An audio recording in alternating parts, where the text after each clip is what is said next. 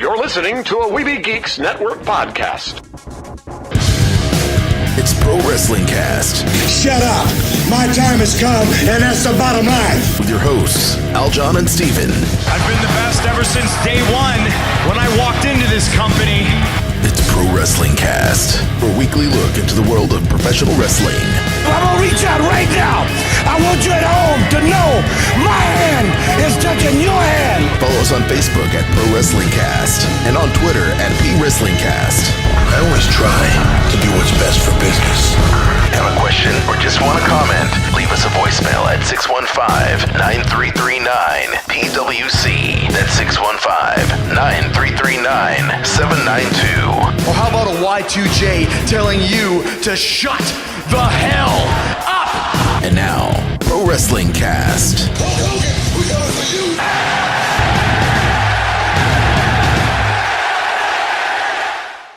It's time once again for everyone's favorite wrestling podcast, Pro Wrestling Cast at ProWrestlingCast.com. Welcome to the show.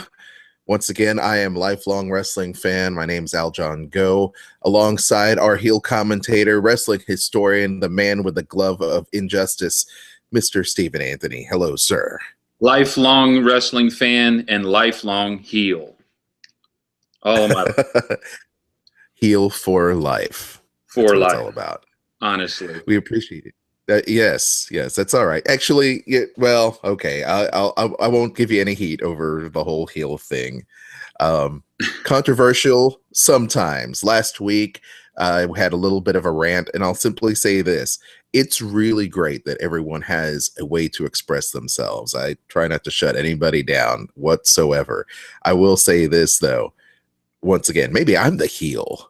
You're gonna do something. Know. Do it as best as you can. You know, just do it as best you can. might as well be anyway. yourself, because you never know if you're a heel or a baby face in the ring, on a podcast, or in life. Stan Hansen, who he had a big podcast on, you never knew if he was a heel or the face because he got cheered. He was just who he was. Because as we said, as he said in our promo of the week about a month back, Bruiser Brody said to him, always stand up for yourself, no matter what anybody else thinks. So you should just be yourself. But when I analyze it, I'm definitely a heel. Well, there you go. We'll put that controversy to bed, as it were. Speaking of controversies, we do have a lot of stuff to talk about. WWE Raw. We've got controversy surrounding TNA Impact Wrestling. We've got controversy regarding some of the superstars and their futures, as it were. So we're going to talk about that in the new segment coming up in just a little bit. We also have our most famous promo of the week and a DVD review, as well as our match of the week, which is coming back. I would like to cut a really quick promo before I cut to our new sponsor. Right? I love 20th Century Fox Home Entertainment. Uh-oh. Why? Because they had sent me so many notices regarding the trailer I put up for the Marine 4 to help support WWE and their home entertainment efforts with The Miz and all that they had said that I had broken some kind of copyright claim, which I clearly have the ability to do. So over the past few days, I've been wrestling with that, and Fox's email box was full. So it's like, how am I going to have them help out our YouTube channel?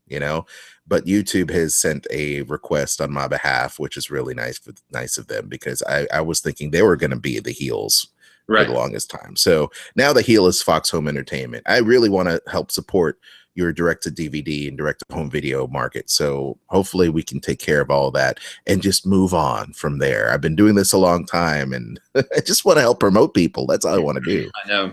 Especially when I have consent because of rights, because of the, what is the terms of use agreement. So it is what it is. But at any rate, we will have this up at ProWrestlingCast.com, as well as the Weeby Geeks podcast network, so you can listen to it audio-wise as well.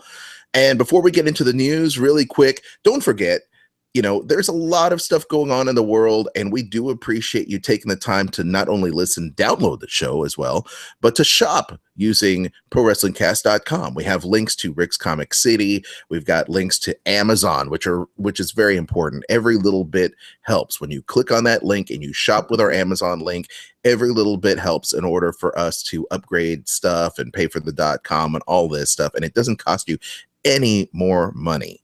You've got movies you want to take the kids to see. You want to go see the Avengers. You want to go see, whatever movie it is. You can go check out our links to Fandango. It's very easy to do. Just bookmark the link, just like Amazon, and you're off to the races. I would like to say congratulations to us because we are a brand new affiliate of Highspots.com. Hurrah. That's awesome. That is awesome. So Highspots.com, they're going to be a new affiliate for us. And for now, you can get savings for $5 DVDs. Did you know that? They have hundreds of DVDs to choose from. They're all $5 each. And you can get stuff like Shine Wrestling Volume 6. So you want to see Awesome Kong in there wrestle her butt off. That would be awesome. You can also check out Dragon Gate. If Dragon Gate is more your deal, you can check that out as well. And they also have, they have Dragon Gate fighting on there. They've got Pro Wrestling Syndicate. They've got the best of CM Punk, indie wrestling stuff. They've got the Omega. We were talking about Omega promotion. They've got the best of Omega on there. All of them for $5. XPW, one of your favorite promotions there, Steven. Yeah, right. And the Glow, the early years. We're talking about Glow, and we're going to talk about that documentary in a little bit, which is also pretty neat. So you can pick up tons of stuff, but not only do they have that, but they also have thousands and thousands of on-demand audio and video for fans of wrestling, memorabilia, games, magazines, shirts, apparel, replica belts, and much more. What you want to do is check out ProWrestlingCast.com and click on our banner for Highspots. And I just got back, Steven. This is very cool. Did you know that I tweeted the guys at Highspots to join us on a show? Did you? What did they say? You know about that? No. They said they'd love to join us on a show. You're kidding me. I'm not kidding. Well, so we're gonna in the near future, we're gonna have the guys from Highspots on our show. I'm calling up our Twitter right now at PWrestlingCast on Twitter, and Derek Gamble said that he would love to be on the show. Oh, so wow. Derek from the Carolinas is going to be on the show really soon, and we're going to talk everything from old school wrestling to his favorite matches to some of the specials he has on his website as well, because they do this weekly thing called the Gimmick Table, and they give out a lot of free stuff to their fans out there. So it's just really important that that you support our show, you support Highspots because they support us. And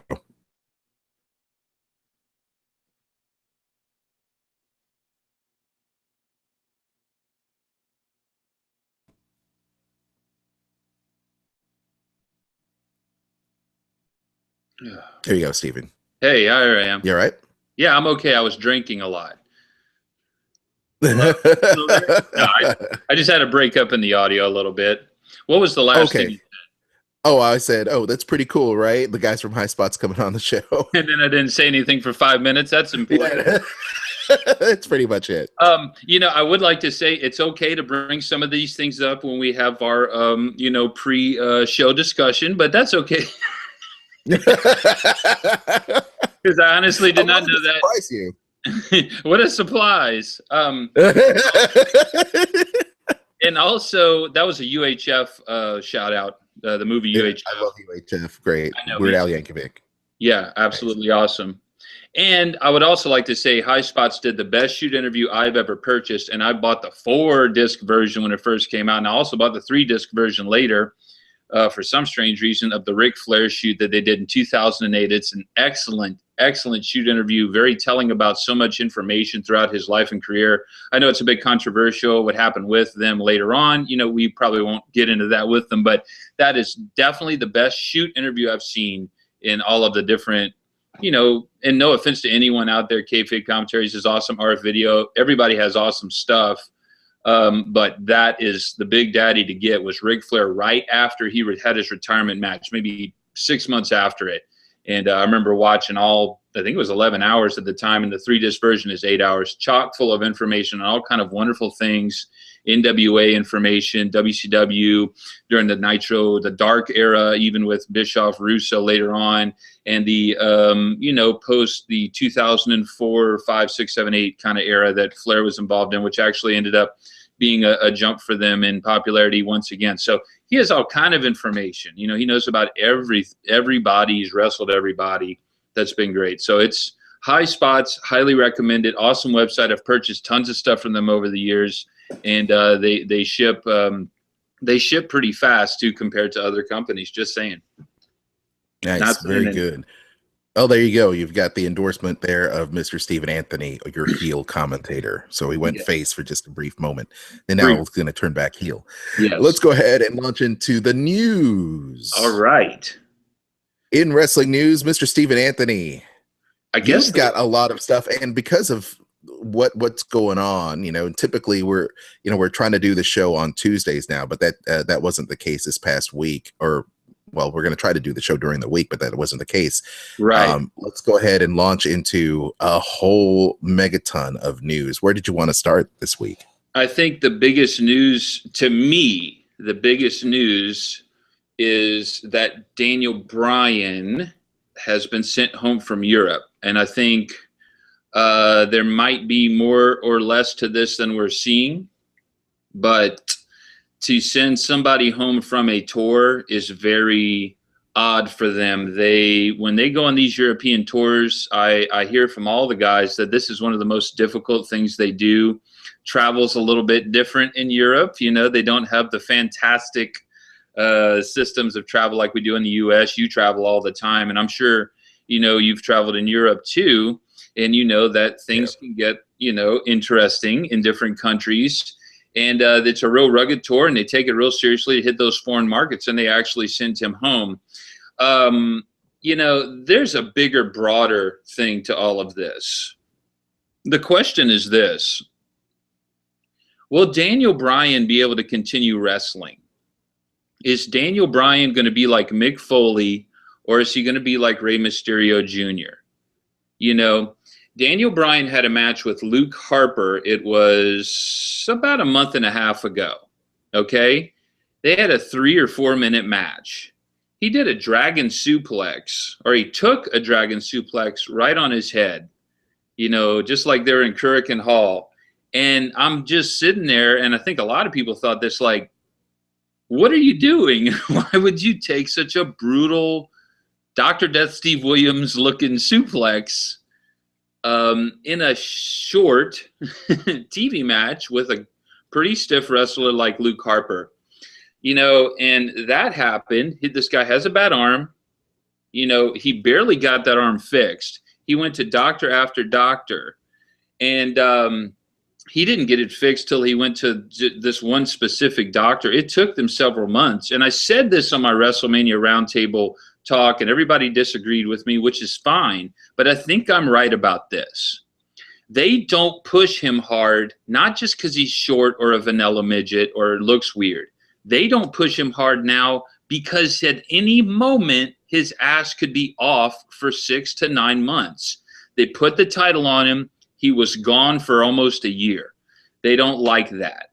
That it screws everything up about their writing, the pay-per-view main events they have booked, the merchandising. How are we going to sell the network? Who's going to be at the Survivor Series? Who's going to be at the Royal Rumble and Mania to build up? That's, to me, what it is. They sent him home. People are trying to say that he got another thing was he got busted up during the SmackDown tapings 2 weeks ago by Sheamus, and people were saying Sheamus had a lot of backstage heat. They're trying to say he got a concussion during that, and that he was very protected on the tour. You might remember me saying he was going to be married to Barrett on the tour. Well, that didn't happen. He ended up doing tag matches, and the last match we saw him in on SmackDown, he barely wrestled, and John Cena carried the match. So I don't know about, Yeah, it says here, European matches were changed from singles to 6-man tags. Then he worked a tag team match and then he worked roughly 5 minutes and didn't show any signs of holding back, but it appears that he did work it before going home. And I think you're absolutely right. Are you going to be healthy? Can you change your work style in order to accommodate the WWE style so that you have longevity in this business? A lot of people forget that,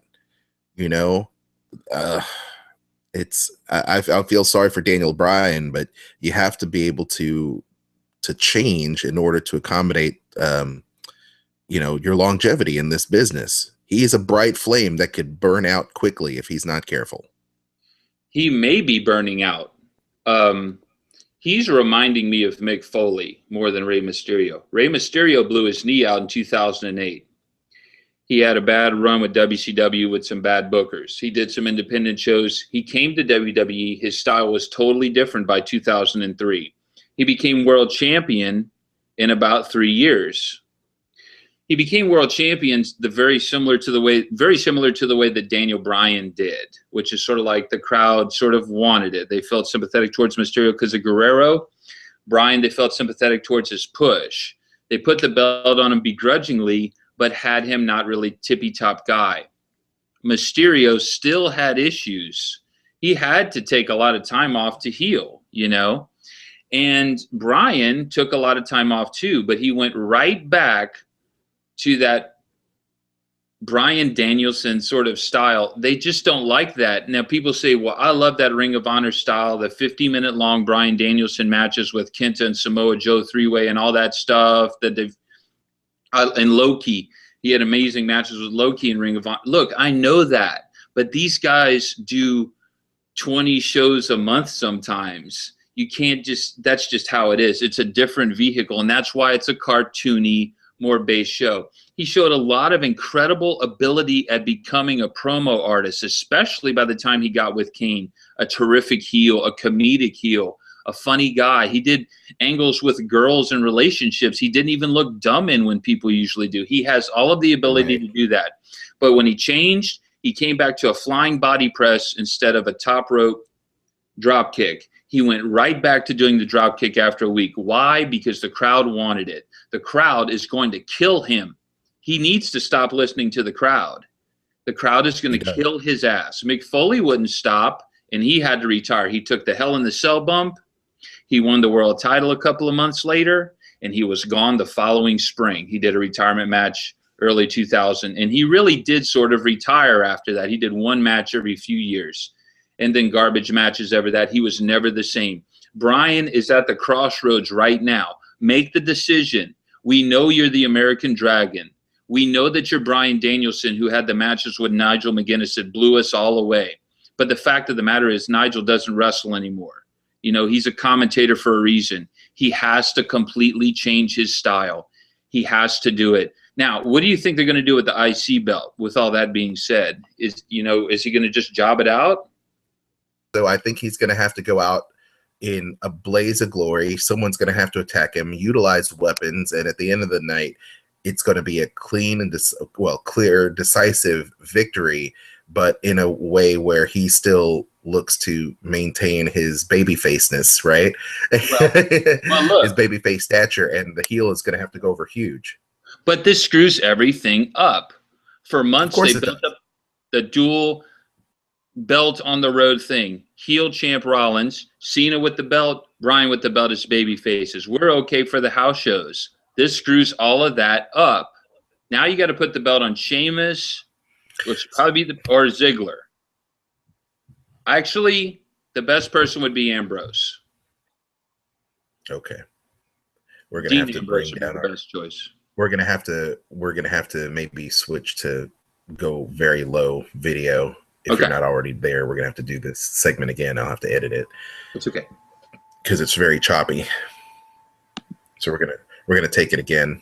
Okay. I'm gonna do it real low here. I'm only care about the podcast. So what's gonna have to happen is that. Hold on. Okay. Are you there? Yep, you're there. Okay, go ahead.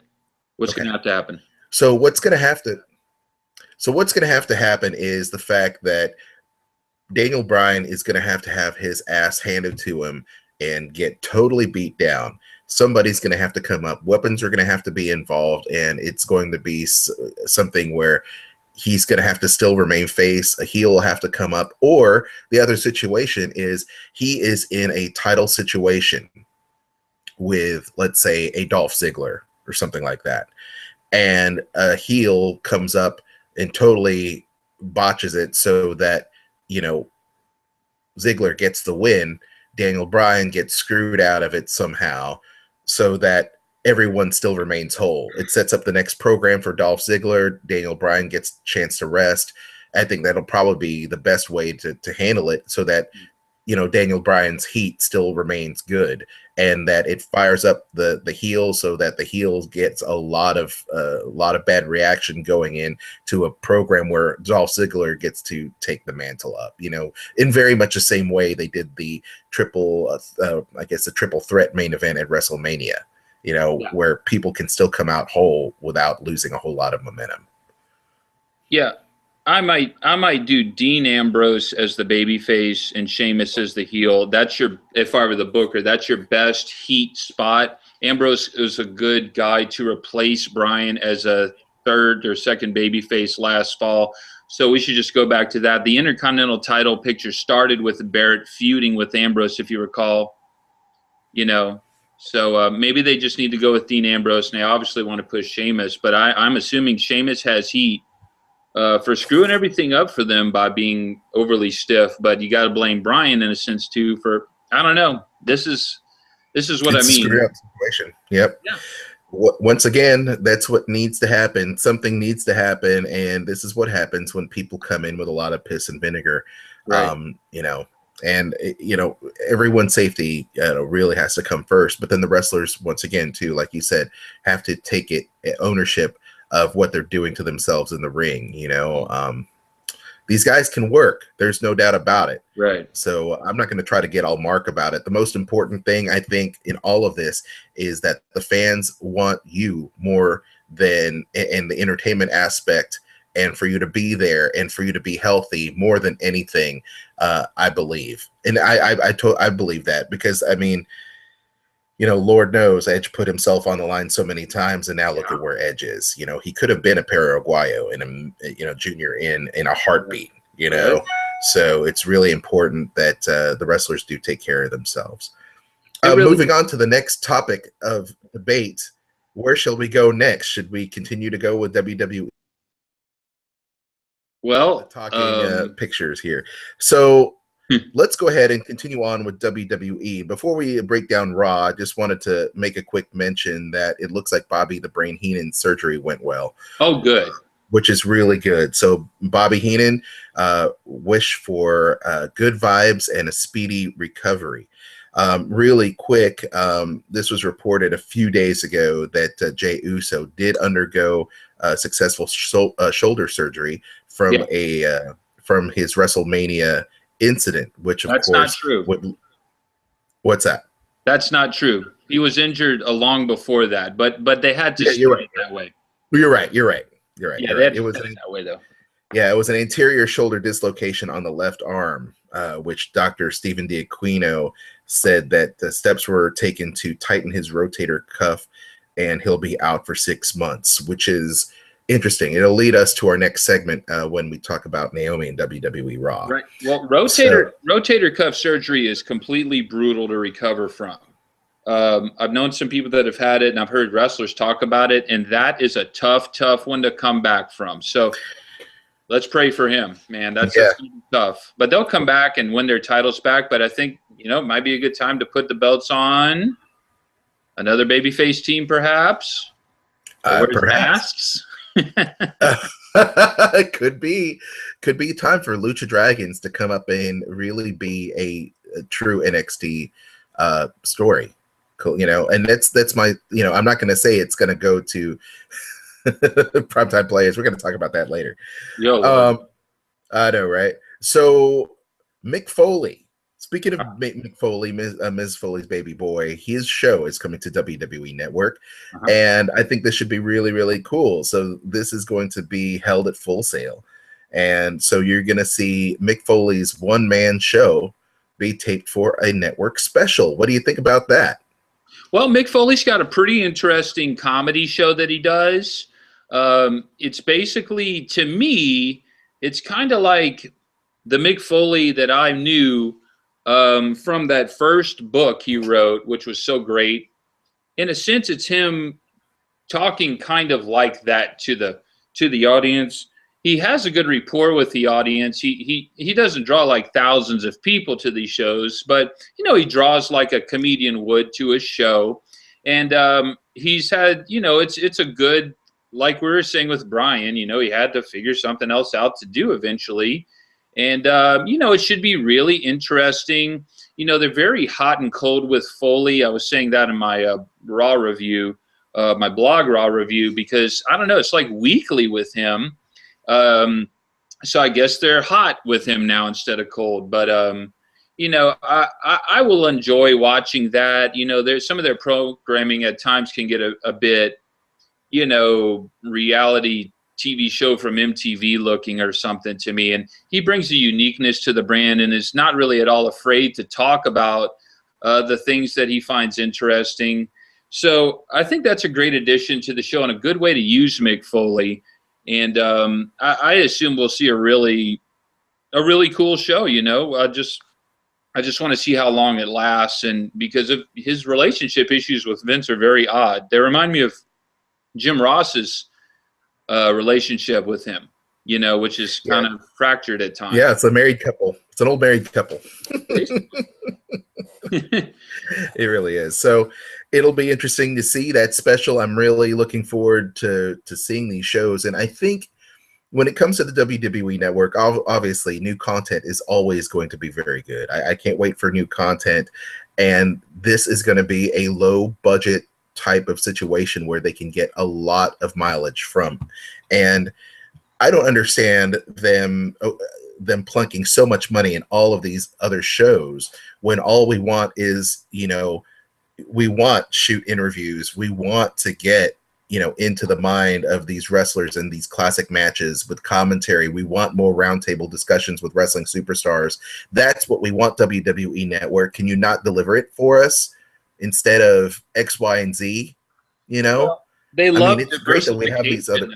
They love to be diverse as a company. And that's good. And that's really good. But my thing is how much more low budget entertainment can you add just to the benefit of the hardcore wrestling fan? You know what I mean? Right. I mean, I don't know. We don't ask much. We don't ask much. And it's nice to have shows like Legends House. And I love Legends House. I love to have shows like Total Divas. As you know, I'm a big Total Divas fan. I do. And I'm a big fan. I'm a big fan of Seth Green and his kind of his kind of cartoonish show that's going to come on that'll appeal for WWE adults. But doing these roundtables like Legends of Wrestling roundtables, man, I find them fascinating. When you can get Watts in there with Pat Patterson and a guy like Ric Flair and these other legends, and even a new guy in there, and talk about wrestling throughout the ages because they're all wrestling historians. It's really, really cool. It doesn't take much, guys, and you put them in a studio and you light it up and you see the fireworks go. I think it'd be amazing. Enough about that. Yeah. Let's continue on with WWE Raw. Well, as we're moving along, and Steven, you said this on your blog, which by the way is brilliant. You need to check out his blog post, his Raw rundown at ProWrestlingCast.com, and you can check out his Raw report. So, Steven. Well, I turned heel on the Raw, and the viewers did too. They're down 23% from this week last year. The third hour, they went as low as 3.5 million viewers. So I wasn't the only one that thought this show sucked, because the show sucked. And I know people talk about, pushing young talent and in the spring. And look, Paul Heyman's not in the show cutting promos. It's not just Brock Lesnar and Undertaker and Sting being gone. Paul Heyman and Stephanie McMahon and Triple H have not been in the shows. And I understand that. So now you see I'm upset. You can hear it in my voice, huh? Here he goes. Just putting on the glove. Right. I'm not even putting on the glove. I'm turning it into Steven Berger, who's a real bastard sometimes, and that's how I'm feeling right now about the show. You take this guy, Neville, you take away his damn name from him. You put him out there and you job him 2 straight weeks. He does a 10-minute fantastic match with Rollins. He does a 10-minute pretty darn fantastic match with Ziggler. And you job him clean in both matches. So what does that exactly mean? Does that mean that he's at about the level of Stardust? That's the secret of wrestling is wins and losses. That's the secret. Everybody is built into thinking that wins and losses don't matter. Well, here's the fact of the matter. There's a reason Triple H rarely jobs, even though he's a part-timer. The Undertaker has done one job in the last 5,000 years. That's just... Am I correct? Tell me besides Brock Lesnar the last time The Undertaker jobbed. Go ahead. The last time The Undertaker jobbed? Besides the Brock Lesnar match. Oh, my God. I don't... I happen to know. Besides Brock Lesnar. It was October of 2010, 5 years ago, to Kane, his best buddy in the world. These guys... You cannot job the guy out, Neville out every week and expect him to get over. You had a tremendous opportunity to push him on TV. That's why the Lucha Dragons have been winning, because they clearly want to put the belts on the Lucha Dragons at the Extreme Rules pay-per-view. And that's completely what I expect to happen. Unless Camacho gets caught smoking dope in the shower, unless something dumb happens, you know what I mean? I don't see them not winning, because you can say that was a silly comment. Yeah, that's all right. No problem. Future, allegedly. Wait. I just want to make sure I got that in there. Allegedly. Poor Mystico. He left. He would have won his darn belt. Oh, shit. I know. He could have finished that match with Del Rio. That's true. It is really drastic, the ratings plunge for Raw. This is also the time, too, where TV is also generally really soft. There's nothing new going on. A lot of the shows, have stopped. Everybody's in playoff mode when it comes to, the different sports leading all the way into, we're deep in the spring right now. It's not generally the best time for TV. But having said that, wrestling fans, I know, see, there I sound like the apologist, right? So we have the heel commentator and the apologist here. Right. But it's a pretty huge rating drop. And it is, once again, it does happen after WrestleMania. You have the day after WrestleMania blow off, and then it's kind of like, okay, I'm going to wait, because things really don't get good in wrestling until the heat up for SummerSlam. And even then it's still very soft. Yeah. Because SummerSlam really doesn't mean anything. It kind of does, but it doesn't mean what it used to. It doesn't mean what it used to. You're right. Okay. So we'll have to see what happens. This is an interesting time for, the biggest heels in the business to not be involved in the show. Having Big Show as one of your top heels on the show is just absolutely lazy. It's just absolutely lazy to do that at this point, to have him doing weak-ass spots like a spot on a car, a spot that I've done 150 times. It doesn't hurt. A car hood gives. People know that, okay? That was lazily done. You're not going to get any more heat on this situation. I cannot believe they're continuing with this angle. They're continuing to try to make Reigns the plucky babyface against this guy. I would completely blame the ratings drop on that happening. And then, of course, people not being on the show. If something interesting was happening on the show, Heyman and McMahon not being there wouldn't be such a big damn deal, But I guess my whole point was this is the time to build people up. Why would you not have Finn Balor on the show winning matches in the UK? Why do you have Bad News Barrett doing clean job? Actually, the reason he did a clean job was because Daniel Bryan was supposed to job to John Cena in that opening match, by the way. That was the original plan. But the concussion didn't let that happen. Now, that would have been a really cool match. But why put Barrett out there in damn England, he's over, and have him job clean? I'm not saying to have a bunch of DQs. I'm saying to structure these matches a little bit better And people are not going to get over. There is a sea of mid-carders out there, and it is just ridiculous. All of these mid-card people, pick some people and go with it. And I'm just kind of furious at the situation because those Raws that we were watching the past 3 or 4 weeks have been excellent. And maybe I just feel a little bit let down. But the fact of the matter is, when Michael Cole was murdered by Brock Lesnar with an F5, they had 5.5 million viewers. And by 10 p.m. Central Time this week, a couple of weeks later, they had dropped 2 million viewers from that very moment. 2 million people. I'm just saying, there's something up, and they need to figure it out. Not to mention they're down as a whole. Their house show business is fine. The network numbers are up, but they're not doing good with TV right now, and it's not a good enough show to me. And that's my heel. That's my heel little spiel. I just was very disappointed.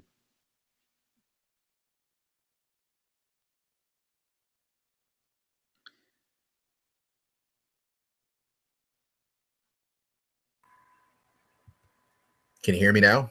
Now I can hear you. That's great. I love the internet. I love the internet. Yeah, so I don't, it's just, once again, a really difficult time because you're writing people off because of vacation. People are gone. You have Byron Saxton in there doing commentary, which is lackluster. And like I said, I feel for Byron because I like him and he deserves a chance. They have to cultivate talent in a new way. And unfortunately, I don't know how much producing goes into NXT. And when I mean producing, I mean how many people are screaming at him and talking to him on his headset while he's talking. Because, obviously that's the case. You can see the wheels in his mind turning because he's listening to someone giving him lines and what to promo every time he's talking. And in the meantime, you have JBL and Booker T playing, backseat to Byron Saxton, which, they don't want to get yelled at either. I mean, it's a really difficult position, and all that makes for a very awkward broadcast. Right. Someone did think this through. Michael Cole, I don't know what's going on. Maybe he went on vacation along with Steph and Triple H. I don't know. But I will tell you this right now, very, very bad timing for that to go on. Well, that was last week. He was on the show again, Yeah, well, he was on the show. Yes, he was on the show. But once again, damage has been done. Right. That led to the decrease, and then Cole comes back without a neck brace, without a Band-Aid on. They never alluded to it again, which makes me think Lesnar won't be on TV for months, which he probably won't, and that's fine. But these are going to be the dog days for Raw now, and it has nothing to do with Byron Saxton. Brian the Hardcastle. Brian Saxton is his new name. And it's nothing to do with him. When I make fun of him, I'm making fun of them being stupid with their announcing. That's what I'm doing. I'm not making fun of him. I'm making fun of the situation. I'm telling you, hey, I understand that they have an opening at TNA. So let's talk about that. Well, before we do that, there is one thing as we run down Raw. Yes. Being that we have an Uso that's out, Naomi had come out. Another big spotlight was on Naomi. What happened with a match with Paige? Right. Naomi ended up doing a bit of cutting a promo. Now, earlier in the show, you alluded to the fact the big secret in the business, and it's not so big of a secret. I mean, wins and losses do matter. Ask a guy by the name of Ric Flair. Ask Triple H. Ask The Undertaker. People understand that wins and losses do matter. And even in the case of Chris Jericho and Edge, I really deep down inside, they believe that too. Yeah. Because they were never the man, because they were always having to job out at some point that cost them their legacy. And Ric Flair could afford the job because he had the belt. Ric Flair could afford the job because he had the belt, or when he was 50 and was a legend. That's different. Yep.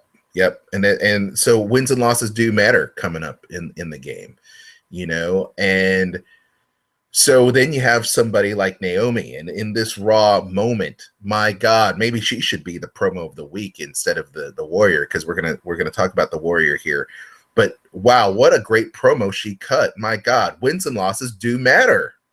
Well, I'm tired of sitting around talking about AJ, and she acknowledged AJ on the show post-retirement from the WWE ring, said that I'm tired of everyone talking about AJ being a legend. We came up together in NXT. I've been here just as long. I've worked just as hard.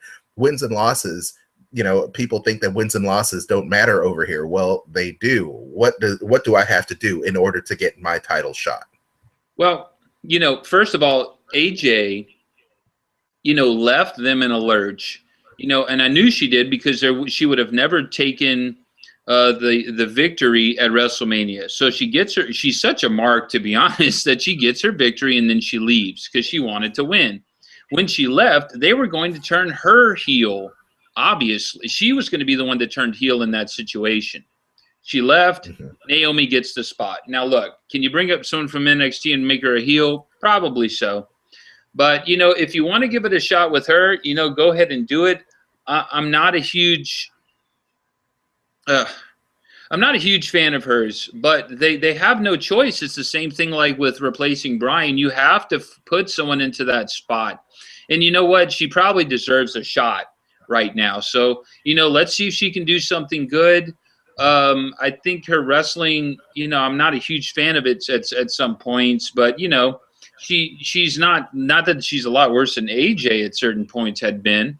But let's see what happens, But this kind of got screwed up by AJ leaving. They had the Bellas finally jobbed. The Bellas are kind of on the fringes of whatever they're at. They're not really like total heel tag team mean girls as much as they were. Paige is out there without her dance partner, AJ, and now Naomi turns heel. So this is AJ's fault, So well, you think? Well, let me ask you this: did she really turn heel?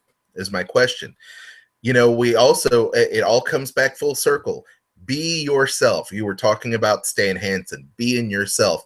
And to be honest, my wife and I, we love watching Total Divas. We love Naomi's character. The reason why she was taken off the show, apparently, is because she wanted to get the title. She wanted to spend more time wrestling, doing stuff in the ring. So she gives up money. She gives up airtime in order to do this. She doesn't get a shot. Maybe she had some issue with Carano. This is where they wanted to go creatively with her. And she says, screw that. What I want to do is this. This is how I'm going to cut it. This is my chance to shine, and I'm going to do it. Did she really turn heel? I don't think so. I think she is a tweener. Okay. She's gonna have people to support her because she's telling, quote unquote, a shoot. She's telling the truth. I have been held down in this company. I am now giving a moment to shine. And do I like her work? I think she was well on her way. You know what sidetracked her from WrestleMania 2 years ago was the fact that Oksana hit her in the orbital socket and her face got crushed. And she had to come out looking like the bedazzled pirate every week on Raw for the next, 4 weeks. And it sucked for her. I like Naomi. I think she's a great talent. I think she had the moment to shine, and it was taken from her. And now, she is back at the bottom rung trying to start her push all over again because of Oksana. Now that Oksana's gone 2 years later, where's her damn push? So now it's like, let's get things heated back up with her to see what she can do. Now, is she, I don't think she went heel on Paige Paige, they talk about a heel turn. I don't think it was a heel turn. I think this was a badass return for her to be a Stone Cold Steve Austin type diva, which they don't have in the diva ranks. They need a badass woman to do the BMF walk, to do the whole Ronda Rousey thing, that she could go in there. And that's how her character needs to be. She needs to be the BMF of the women's division, the divas division, and go in. Paige is going to be your alternative rocker chick. You're going to have the BMF Naomi, who's going to, whether they put her in the type of, black exploitation kind of, foxy kind of 70s exploitation thing and give her new music and just say, bitch, I'm here and I'm here to rock your world. That's what they should do with her, because they don't have a character like that. And then you have the two mean girls, the Bella twins. That's how you cast a damn show.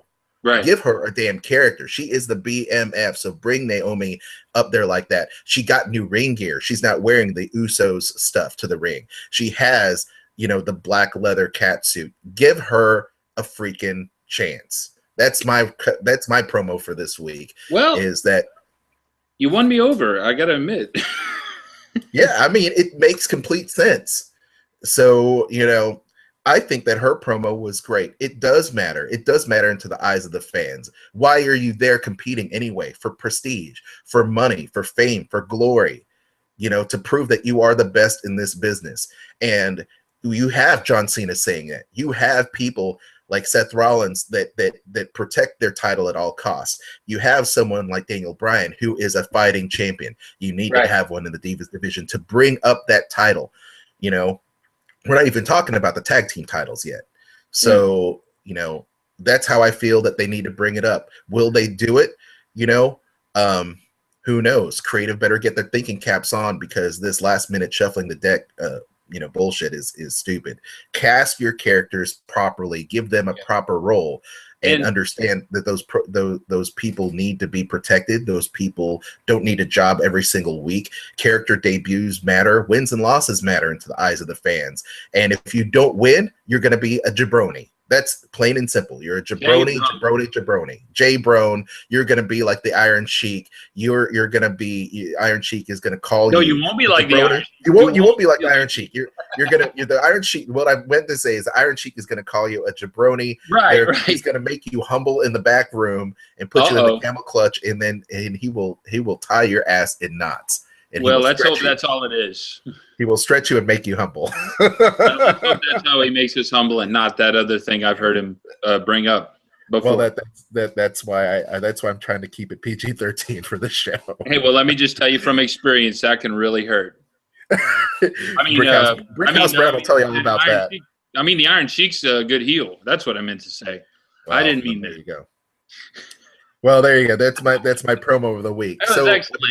Hey, you had a big balls to wrestle with a broken orbital socket. Let me tell you that. Yeah. Well, and she definitely had it, man. I mean, like I said, props to where they're due. Now that leads us to the tag team division. Yes. Where does the tag team division go? The Usos out of the mix. You've got Kid and Cesaro with the belts. Kid and Cesaro, amazing talents. They seem to. But they seem to still have that missing it factor. So they're still in the J Brown column for you, Steven? But they're J Browns because they job and I mean, okay, they start a match with Orton, and one of them's a J Brown, he's jobbing.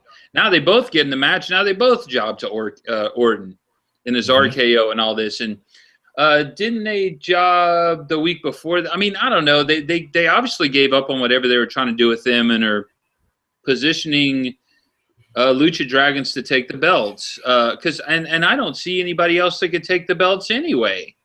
I mean, well, apparently they're building up primetime players to be, these edgy baby faces, and look, I am a big fan of them. I had been for a long time, and I feel that it's even better now. Darren Young is feeling better. He's looking good. He's got new hair, which is good. Because we do much better. The hair. Do those the pre-recorded vignettes where they're trying to inject personality work. I commend them because they're getting airtime. You know what? And not everything's going to hit, but I do think it does give them a little bit of that kind of, once again, what kind of characters are primetime players? They're supposed to be the big jocks that are going to make fun of everybody else out there, very much like Morrison and Miz did back when they had the dirt sheet. They're going to make fun of a lot of people, and that's going to help get him over. And I believe, from what I read and heard on different podcasts and different websites, that people are actually liking their gimmicks of making fun of the other tag teams that are out there. So I think they're going to be primed to be part of that division. Where they're going to stand with Lucha Dragons, I mean, are they going to be tweeners? I don't know, because the Lucha Dragons are going to be the big faces that they're going to prove themselves time and time again with their moves, because they're not going to be on the mic very much, So who's going to be the big heels? Is this going to be the time for the J Brown Ascension to actually, swallow a little bit of humble pie and understand that the way they've been packaged isn't working, and they're going to have to say, look, we're going to go back to the drawing board and be a little bit more humble and say, hey, you know what, we were wrong. We're going to, pay attention to those legends. We're going to pay homage to them, but this is who we are. We are a new tag team, Well, I would put the belts on the Lucha Dragons. They could have several awesome matches. The match they had with Cesaro and Tyson was awesome, or the moments they had. I think it was a 6-man. And, you could always have them beat New Day. And then you can put them, into a feud with the primetime players as tweeners. And if the primetime players start cutting better promos, I mean, they're almost there to me. And I know some people like their promos. I'm not quite there with it. Then, yes, put the belts on them. And there you go. That's a more interesting tag team division than we've had in quite a while. But the Luchas are actually very over right out of the gate. They've been winning consecutive weeks now, which, sometimes helps people. And, wins better. Right. And, that's what I would do. I'd go with the Luchas and primetime players and keep Tyson and Cesaro around to help out. Very good. Now, moving on, I think that was probably the most notable stuff when it comes to WWE. I know we're a little crunched for time, so let's go ahead and talk about what the hell is going on with TNA. Now, before we go into all this stuff, headlines had come across a few days ago that talent relations, John Gabrick, mentioned via Twitter for TNA. After 5+ years, TNA and Taz have mutually decided to part ways. A champ in the ring and on the mic, we wish him nothing but the best. And what had happened apparently is he did a no-show when he was supposed to fly to Nashville to record commentary with Josh Matthews. Now you have some more insights because it's a bigger situation than one would think. A no-show is when you don't show up and nobody knows why.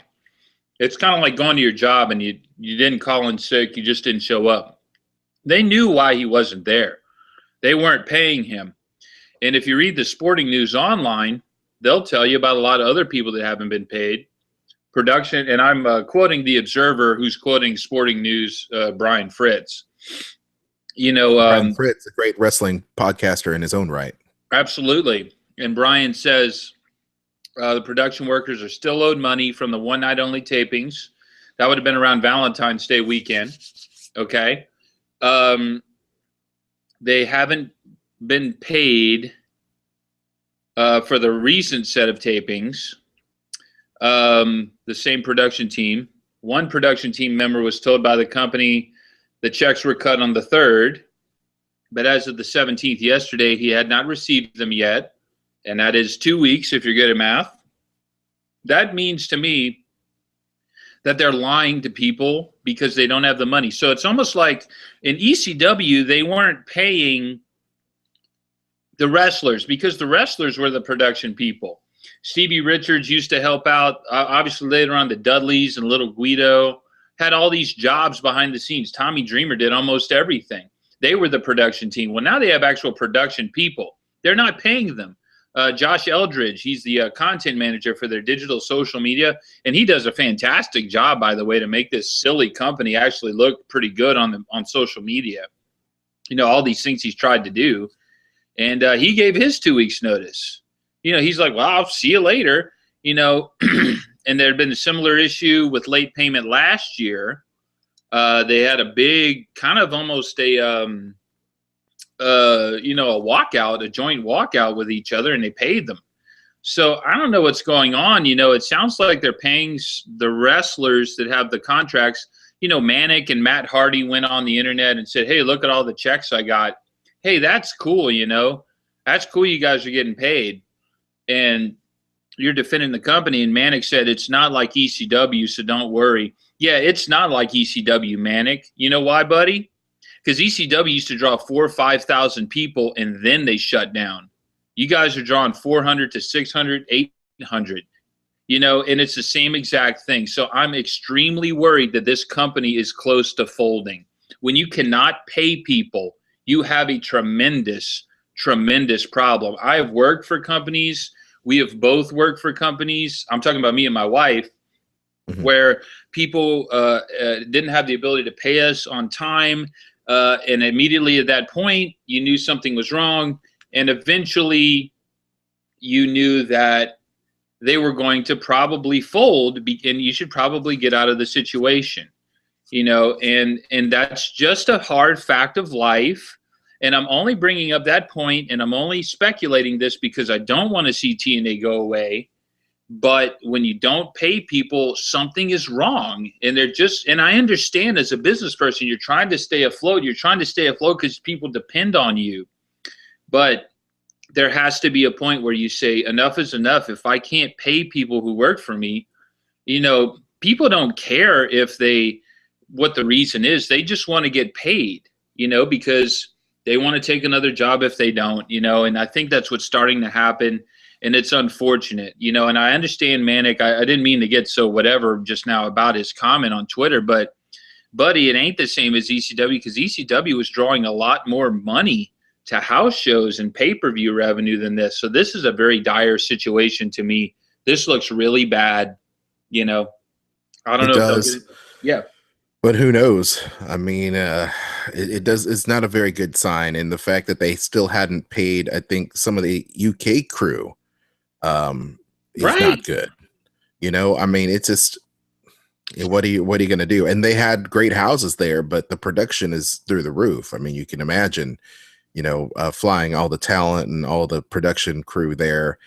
It's just a nightmare. They are caught between two worlds. They want to be WWE and they want to have all this production. And I understand that going to the next level.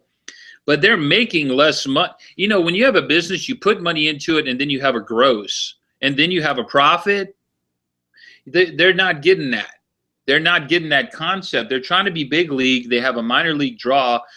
House of Hardcore with Tommy Dreamer, which, by the way, just got a TV deal, which is fantastic. They probably know a lot more about budgeting a show and actually making a profit at a show, just to be honest, Well, that's because Tommy knows how to he knows how to manage his money now. He does. These days, because he's the one that helped Paulie out so many times. Right. I mean, and he would constantly work, and you can hear him say this on different interviews, week after week without getting paid one dime. You know what I mean? He was just on the road with ECW, eating food, traveling, and that was it. He was not getting paid. He got paid whatever they had to stay at a hotel, to to eat some dinner, to put on a match, to buy the gimmicks. That's what he was doing. He had no money of his own. He was that indebted to ECW, and it did make him. But there's a reason why ECW folded. They could not make a profit. They could not pay back the people they owed money to, that they had borrowed money from. And I don't know, this to me is a very, very bad sign. Unless the Carters, meaning the older Carters, inject Bob Carter and the wife inject some sort of revenue stream to keep it afloat. But, sometimes this seems to me like some kind of odd experiment by the Carter family to see if Dixie can keep it running or something. And it's just really strange sometimes. And yeah, this poor company has been so cursed. Well, and it seems to me like is this one bad decision after another. You've got, they do have creative people that do wonders, the people that run their web and that social media, their art assets, their online presence. They do a really great job. Those people are worth their weight in gold, but how many agents do you have to have as you're hemorrhaging money? They just recently supposedly signed Hurricane Helms as a producer a few days ago. How long is that going to last? I think Shane is probably on his way out because they can't afford to bring him to any of the TV tapings. Well, that didn't last long. I would think, yeah. I mean, well, what I would do is have the road agents be wrestlers. That you get two birds, one stone. Have Shane Helms wrestle and be a road agent for the younger wrestlers. That's the only way to handle that. But yep. I don't know. They need to think outside the box right now to put something together. And the fact that they need to probably start letting their wrestlers wrestle for Ring of Honor. They let them wrestle for Evolve and all those other smaller promotions to make extra money. They need to let them start wrestling for Ring of Honor, because Ring of Honor is about to become the number 2 company in the United States. And that's pretty perplexing.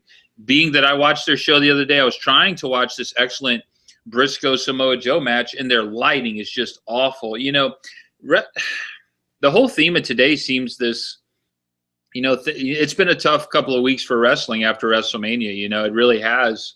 Looking at TNA with their money troubles, looking at Raw with their low ratings, and looking at Ring of Honor, still struggling to get money from the Sinclair company to put on good stuff, you know. Now, luckily, there's federations all over the world that we love and enjoy, Lucha Underground, AAA, CMLL, New Japan Pro Wrestling. But, you know, really weird week for the bigger American companies seems to be. Yeah, it really is.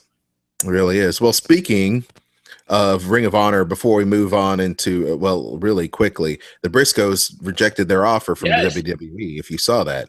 Good for them. And so they've got a 2-year deal, undisclosed amount of money for Ring of Honor. So the Briscoes are back in Ring of Honor. This is what's bizarre about them, bro. And I didn't really realize this until more recently. They really are chicken farmers. That's a shoot. Yeah, they really are. Yeah. Okay, so you know, you're not going to give up an easy, like, that's a revenue stream that's constant. You don't rely on anyone else. I think that's the main, you know, I think that's the biggest thing behind this. And, you know, if they were smart, WWE would bring them in right away and make them tag champions and push them mega hard as heels, have them doing their great promos. But the fact of the matter is they don't do that anymore. They come into this system that they've set up and they have to start from the ground level. These guys aren't prepared to do that. These guys can go to Japan, Mexico, other independents, you know, whatever they want to do, plus have the revenue stream. And they're brothers, so they own it together, so they trust each other. It was a perfect idea to just stay where they're at. And they are Ring of Honor. Ring of Honor is the Briscoes. You know, they are Ring of Honor. They're why I still watch, honestly. Yep. I'm not necessarily a big fan of theirs, but you're absolutely true. Well, I'm a huge fan. You know, I really am. And I'm glad they're staying. Yeah. Oh, I'm glad they're staying too. I'm glad they're staying.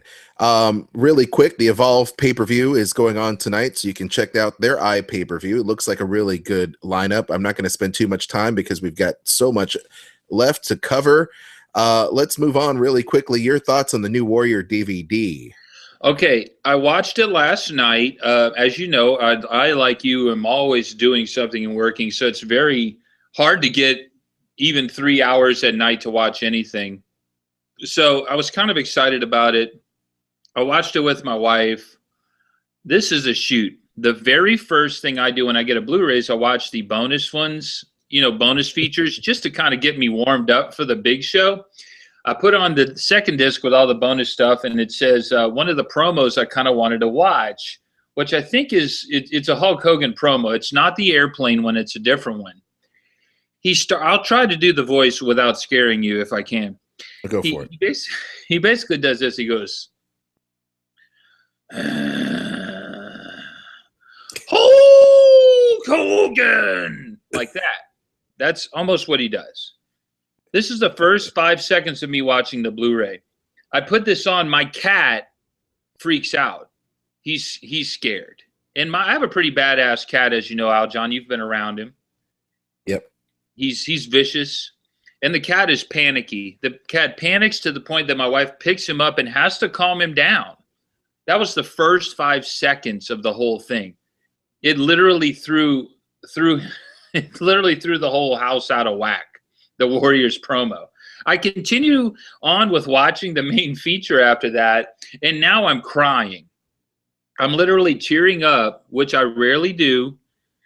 And at Dana Warrior's incredible first 3 or 4 minute long promo, she talks about the Warrior and what, just to remember, you know, I really felt like he loved the fact that he was the Ultimate Warrior and his fans, and she was delivering that message, and she was so heartfelt about it. It was really emotional.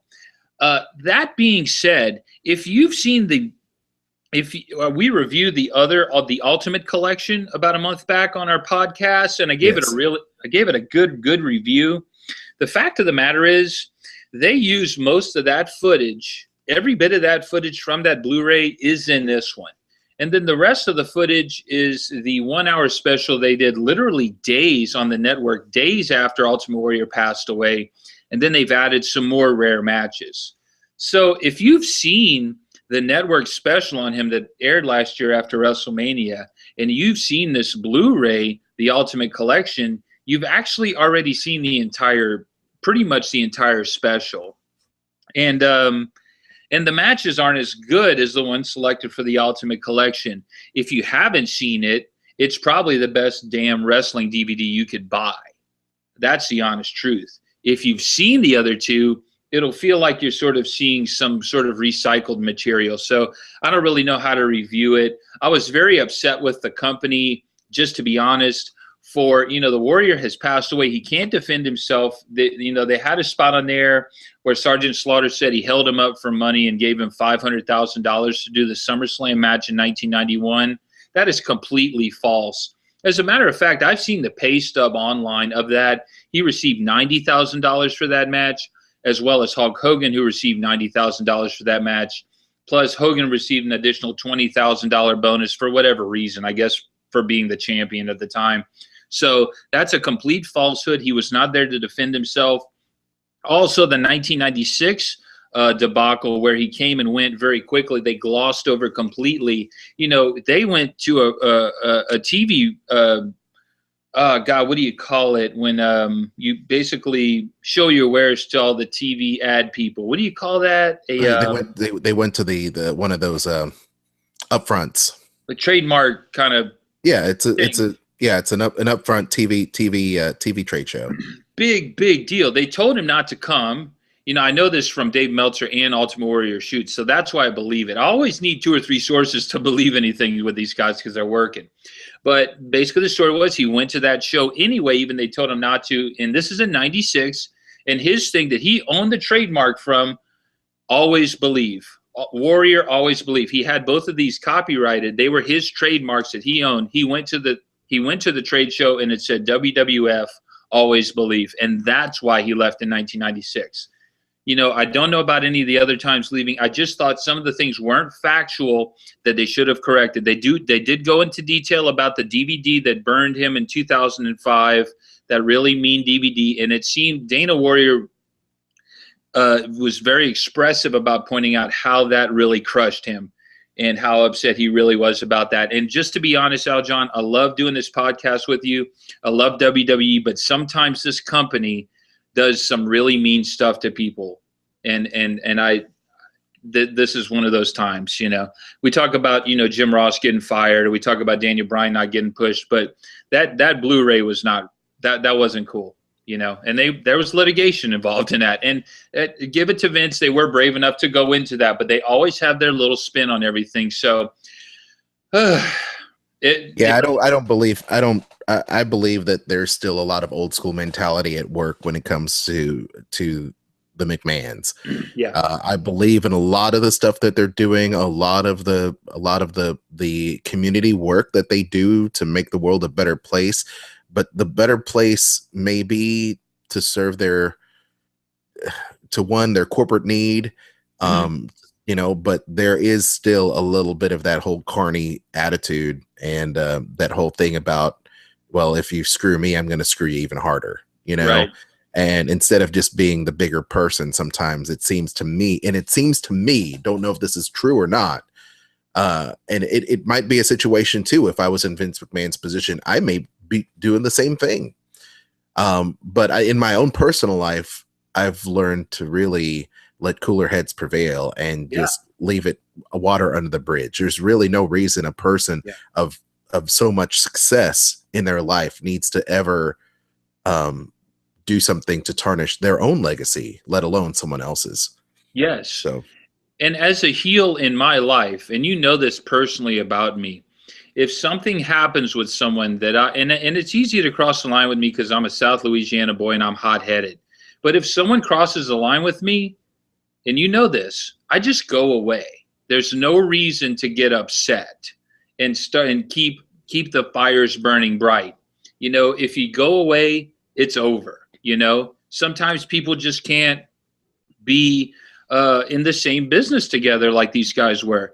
And I get if it was for making money to make that Blu-ray that DVD in 2005, that would be one thing. But it literally looked like an attempt to make him look like a jackass. The guy is eccentric. The guy is crazy, but he's really not crazy. I mean, he created a character just like anyone else does. He had a very bizarre character.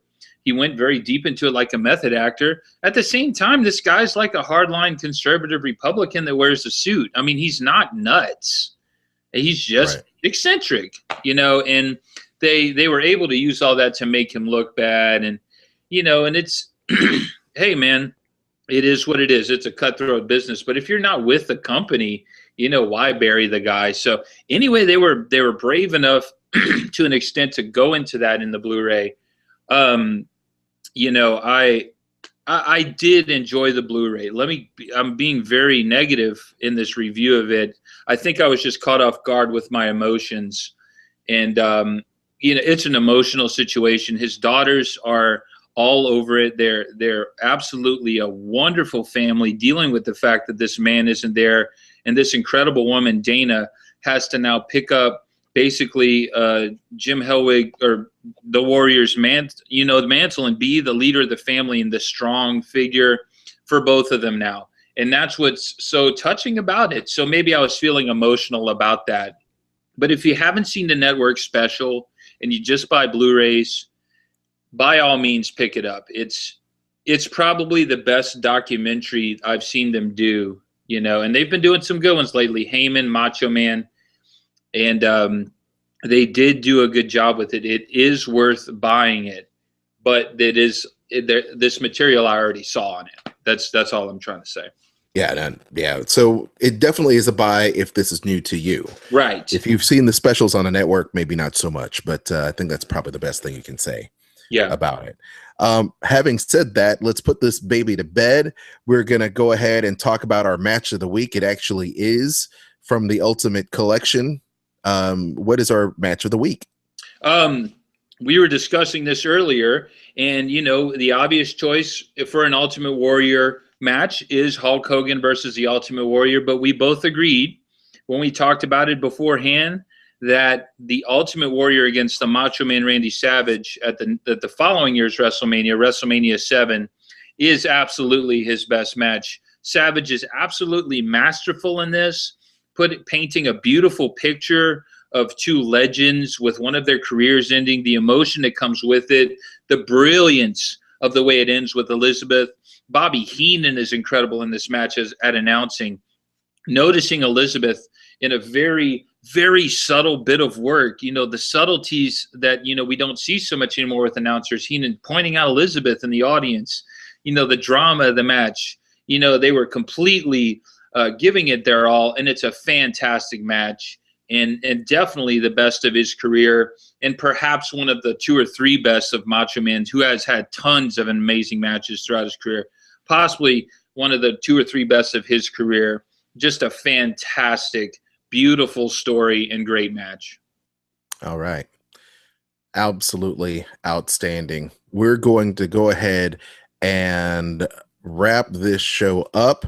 We've got the promo of the week. It's only a couple minutes long. I want you to tune in. Hang on for that.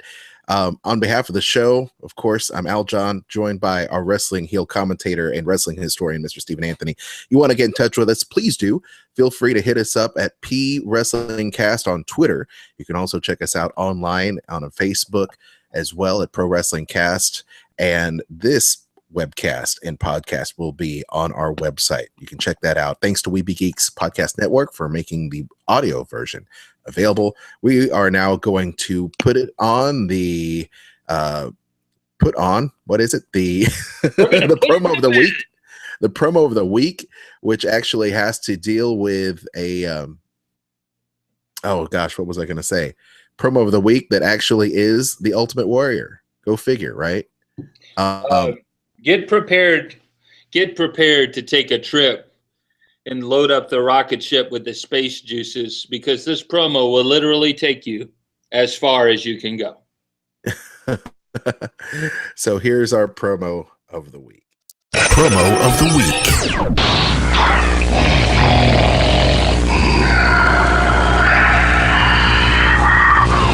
Why, Hogan, can you not communicate with me, Hulk Hogan?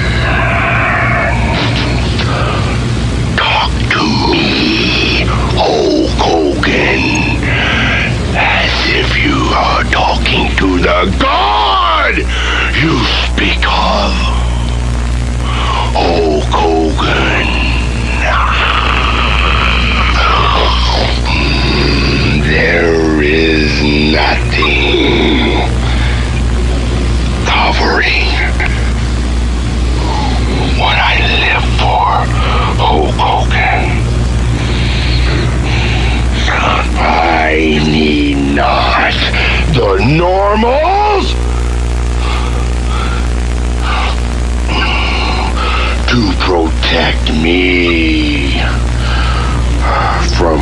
I find most comforting.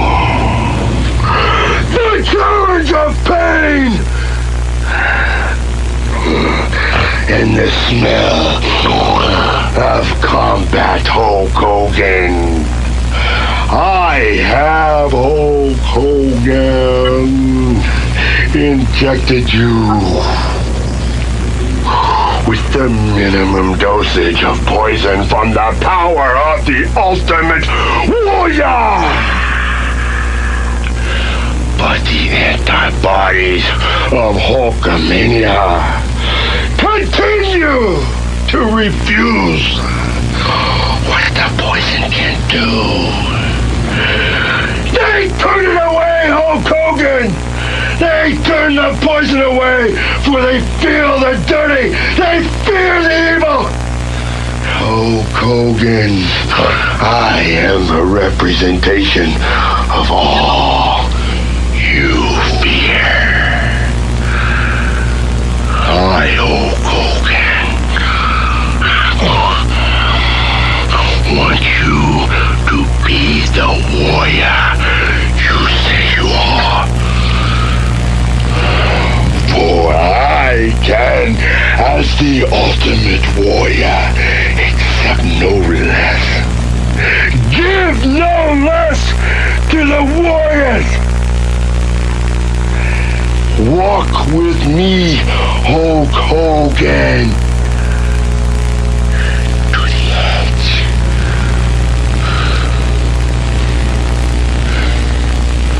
Look, Hulk Hogan. Look into nothingness. Look beyond your fears as you take that step, Hulk Hogan,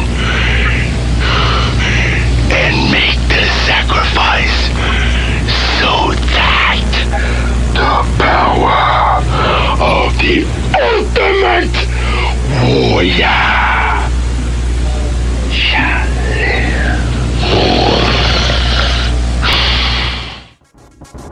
Thanks for checking out Pro Wrestling Cast. If you've got a question or comment, leave us a voicemail at 615-9339-PWC. That's 615-9339-792. Follow us on Facebook at Pro Wrestling Cast and on Twitter at PWrestlingCast, or email us at prowrestlingcast@gmail.com. It's still real to me, damn it! The opinions and ideas presented in these podcasts are those of Pro Wrestling Cast and are for entertainment purposes. You're awesome. Thank you so much, Mr. Funk, for saying what needed to be said.